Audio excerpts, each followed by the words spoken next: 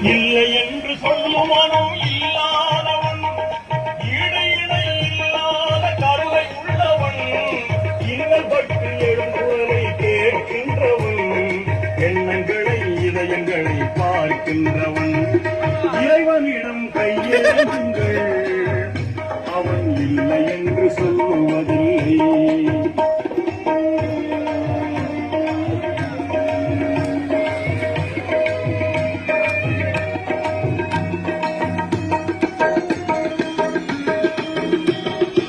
ஆசையுடன் கேட்பவர்க்கு அள்ளி தருபவன், அல்லல் துன்பம் துயரங்களை கிள்ளி எறிபவன், பாசத்தோடு யாவரையும் பார்க்கின்றவன், பாவங்களை பார்வையினால் மாய்க்கின்றவன், அல்ல கொடும்